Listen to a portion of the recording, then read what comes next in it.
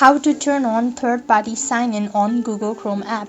Hi everybody, welcome back to our channel. I am back with the new tutorial.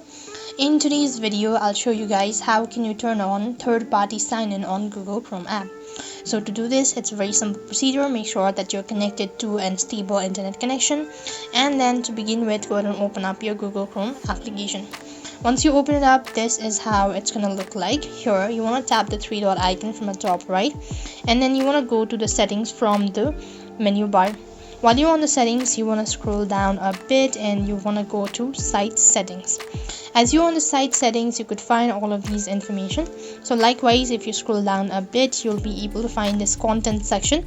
So while you're on the site settings, what you want to do is scroll down a bit and you could find this third party sign in. You just want to go to this section, and in my case, as you can see, it's actually turned on, enabled.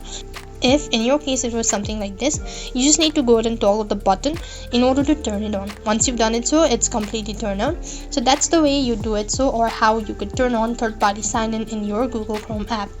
I hope the video was helpful. Make sure to like, share and subscribe to our channel. Thank you for watching. See you in the next video.